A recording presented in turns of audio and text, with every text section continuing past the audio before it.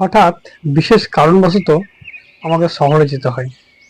বাড়ি ফেরার সময় বেশ সন্ধে হয়ে যায়।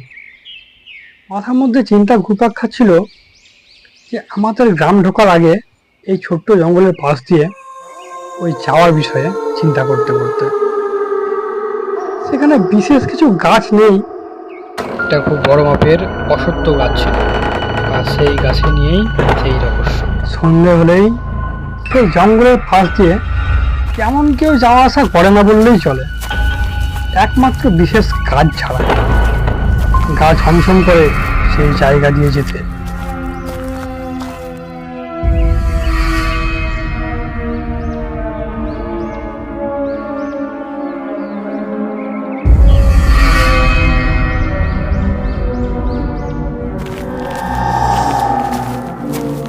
কারণ গ্রামের কোনো এক বৈষ্ণব বংশের মানুষ যদি মারা যায় তাহলে তার আত্মা তৃপ্ত হয় না, তাহলে সে মরিং ভূতে পরিণত হয়। আর তারা বসবাস করে ওই অশ্বত্থ গাছে। তারপর তাদের আত্মা গ্রামের মধ্যে ঘোরাফেরা করে ও ওই অশ্বত্থ গাছে বসবাস করে। যখন তাদের আত্মা তৃপ্ত হয় তারপর তারা পুনরায় মুক্তি পায়। এই মরিং ভূতের ঘটনা বলতে গেলে প্রায় 300 বছর আগে ফিরে যেতে হয়।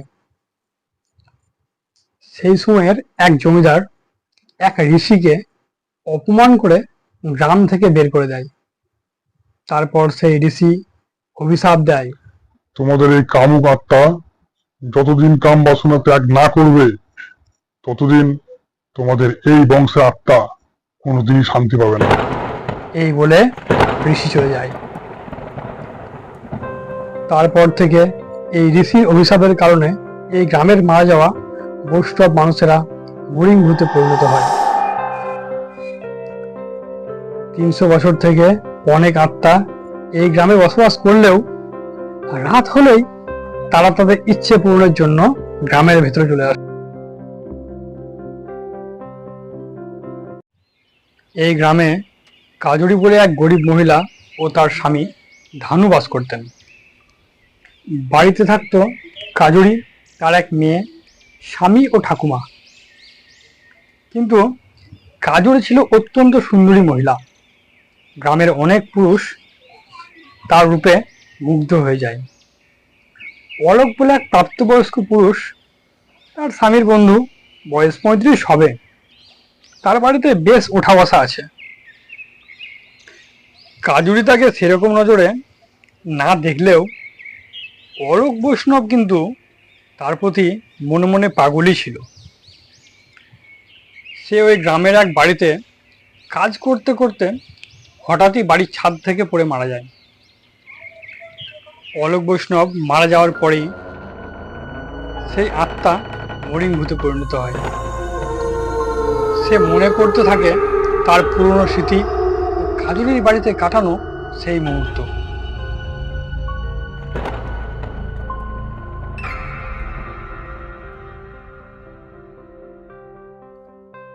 একদিন ধানু তার স্ত্রীকে বলল, হ্যাঁ গো, সারাদিন কাজ করে এই সামান্য বেতন কিভাবে ঘর সংসার চলবে কিছুই তো ভেবে পাচ্ছি না। এই দেখো, আজকেই দেখো সারাদিন কাজ করলাম, কাজ করার শেষে 250 টাকা বেতন। কাজুরি, তুমি কি জানো কিন্তু এই একই কাজ করে 700 থেকে 1200 টাকা পাওয়া যায় আমাদের দেশের অন্যান্য বড় বড় শহর ও রাজ্যে। তারপর আবার মোবাইল রিচার্জটাও শেষ, সেটাও তো এখন অনেক বেড়ে গেছে।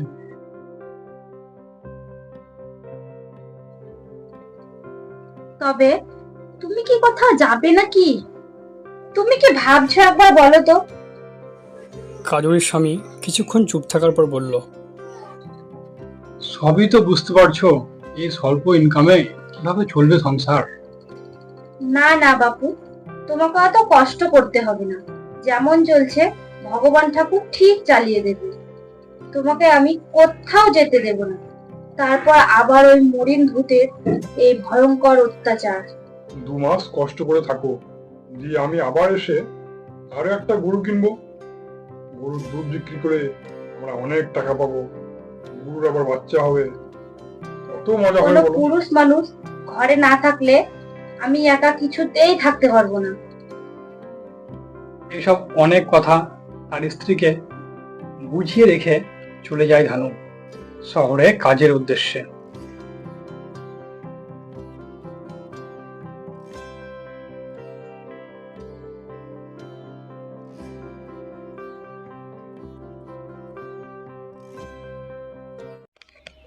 কিন্তু অলোকের মনে ওই কাজুরির প্রতি একটু মনটা গলেই ছিল। কাজুরি সহজ সরল মেয়ে, সে এসব কিছু জানতো না। অলোকের মনের এই কাম বাসনা আগে থেকেই ছিল, তাই তার আত্মা অতৃপ্ত থেকে যায়। যথারীতি সে বাস করতে থাকে সেই অসত্য গাছে মরিংভূত হয়ে।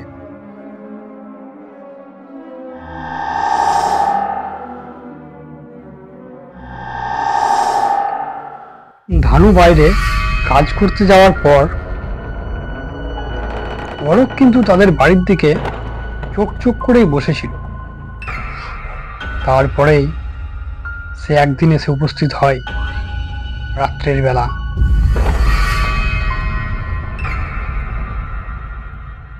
এসে দেখে কাজুরি বিছানায় শুয়ে আছে, সঙ্গে তার মেয়ে মিলি। স্বামী নেই দেখে সে মরিংভূত খুব খুশি হয়। তারপর সে ধীরে ধীরে এগিয়ে যেতে থাকে তার বিছানার দিকে। ঘড়িতে তখন প্রায় রাত 2টো, চারদিকে শুনশান। মাঝে মধ্যে কুকুরের ডাক শোনা যাচ্ছে। এই সময় এই মরিংভূতরা আরো বেশি শক্তিশালী হয়ে ওঠে। তারপর সে ধীরে ধীরে এগিয়ে যেতে থাকে কাজলের পাশে বিছানায়। একই, সে তো বিছানায় শুয়ে পড়ল। তারপর ধীরে ধীরে হাত বাড়িয়ে দিল কাজরির গায়ের ওপরে। শীতল ঠান্ডা এই হাতের স্পর্শে হঠাৎ কাজরি ঘুম ভেঙে গেল। কাজরির ঘুম ভাঙলেই সে উঠে বসে। কে যেন পাশে শুয়েছিল মনে হচ্ছে, গা ছমছম করে উঠছে। কিন্তু মরিংভূত বের হয়ে চলে যায়। সে কিছুই দেখতে পায় না। আবার যাওয়ার আগে বলে যায়, আমি আবার আসবো। তোর তো এখন স্বামী নেই, তুই তো এখন আমার আমার হা হা হা।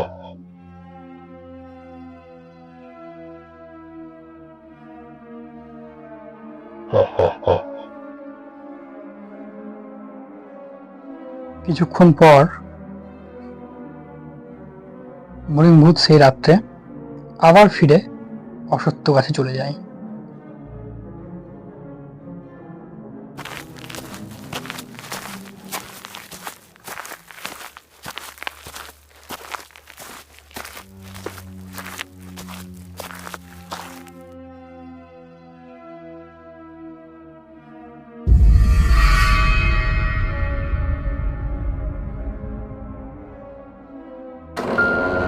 এই গাছের মধ্যে অনেক ভূত থাকত, কিন্তু এদের মধ্যে একজন ছিল অত্যন্ত বদমাস। সে বেঁচে থাকাকালীন যত রকম খারাপ কাজ সে সব করে, যেমন চুরি, ডাকাতি, মানুষকে মারা, আগুন ধরিয়ে দেওয়া। তাই সে নিজেও খুব ভালো করে জানে তার আত্মা কোনোদিনই মুক্তি পাবে না।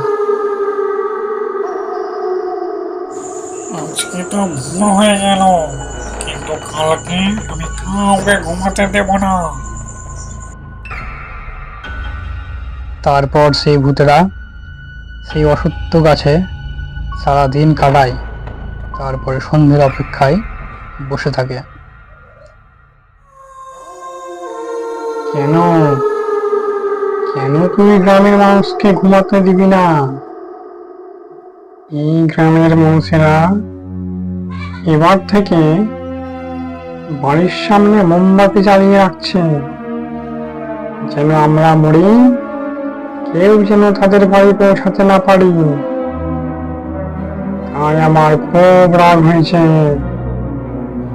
এবার ওদের একটা বিহিত করতেই হবে। রাত গভীর হলেই তারা এবার একে একে বের হয়ে যায় গ্রামের উদ্দেশ্যে।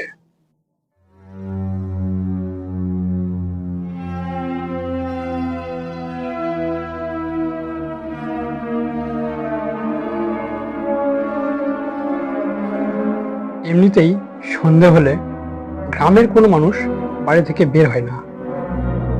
এই তো কে আসছে মনে হচ্ছে। এক বয়স্ক বৃদ্ধ মহিলা মুখে কিছু বলতে বলতে জল নিতে আসছে। এই বুড়িকে দেখে কলের পাশের এই গাছটির পেছনে লুকিয়ে যায়। এখন সব কাজ যদি আমাকে করতে হয় এই বুড়ি বয়সে, তাহলে ছেলে বৌমারে নিয়ে আমার কি কাজ বলো তো? কলের কাছে এসে বালতি রাখতেই সেই বালতি হঠাৎ হাওয়াতে ভাসতে থাকে। এই দেখে বুড়ি বেশ ভয় পেয়ে যায়। ধীরে ধীরে বালতিটি উঠতে উঠতে বুড়ির দিকে এগিয়ে আসে।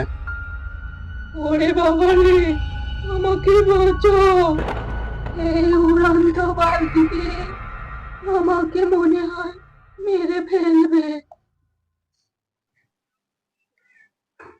এই বলতে বলতে বুড়ি বালতি ফেলেই পালিয়ে যায়। এই ধরনের ঘটনা এই গ্রামের নিত্য ঘটনায় পরিণত হয়েছে। এই ধরনের অনেক ঘটনা সেই রাতে ঘটে। এবার গ্রামের লোকেরা ঠিক করে তারা আর এই ধরনের ঘটনা আর কখনোই সহ্য করবে না। তাই তারা গ্রামের মধ্যে একটি মিটিং ডাকে। এভাবে যদি দিন দিন পরিস্থিতি খারাপ থেকে আরো খারাপ হতে থাকে, তাহলে তো এই গ্রামে কেউ বাসই করতে পারবে না। কিভাবে থাকবে? সেখানে বিভিন্ন মানুষের অনেক আলোচনার পর শেষ সিদ্ধান্তে তা উপনীত হলো। আমরা গ্রাম থেকে চাঁদা তুলে তারাপীঠ থেকে কোনো বড় তান্ত্রিককে দিয়ে এই অভিশাপ আমাদের কাটাতেই হবে। এক মরিং ভূত এইসব কথা পাশ থেকে শুনে নেয়। সেই কাছে গিয়ে তাদের সঙ্গীদের বলল, গ্রামের মানুষেরা আমাদেরকে তাড়ানোর জন্য তান্ত্রিক ডাকছে। এই কথা শুনে সব ভূতেরা ভয় পেয়ে যায়। সেই কাছে গিয়ে তাদের সঙ্গীদের বলল, গ্রামের মানুষেরা আমাদেরকে তাড়ানোর জন্য তান্ত্রিক ডাকছে। এই কথা শুনে সব ভূতেরা ভয় পেয়ে যায়। এভাবেই কয়েকদিন কেটে যায়। তারপর আবার এক রাত্রে কাজুরির বাড়িতে এসে উপস্থিত হয় সেই মরিং ভূত। তার স্বামীর অবর্তমানে সেই মরিং ভূত আবার এসে উপস্থিত হয়। সে তার পাশে গিয়ে শুয়ে পড়ে এবং কাজুরিকে জড়িয়ে ধরার চেষ্টা করে মনের বাসনা পূরণের জন্য। সেই অভিশাপের কারণে তাদের আত্মা তাদের কাম বাসনা পূরণ না হওয়া পর্যন্ত কিছুতেই তৃপ্ত হয় না। কে কে আমাকে এইভাবে ধরলো? কাজুরি হঠাৎ ভয় পেয়ে যায় এবং ঘুম থেকে উঠে বসে বাড়ির সকলকে ডাকতে থাকে। এই সব দেখে সেই মরিং ভূত চলে যায়। তার কয়েকদিন পরেই তারাপীঠের সেই তান্ত্রিক গ্রামে এসে উপস্থিত হয়। তারপর সে তার যজ্ঞ শুরু করে। এভাবে যজ্ঞ শুরুর প্রায় 3 ঘন্টারও বেশি কেটে যায়। এই যজ্ঞ থেকে তান্ত্রিক উঠে বলে, জয় তারা। এই মরিং ভূত, তোমরা তোমাদের শক্তি হারিয়ে ফেলেছো। এবার তোমাদের এই 300 বছরের অভিশাপ থেকে মুক্ত হওয়ার সময় চলে এসেছে। এই বলে তান্ত্রিক আগুনে জল ছেটালে একে একে মরিং ভূত সব আগুনে এসে পড়ে।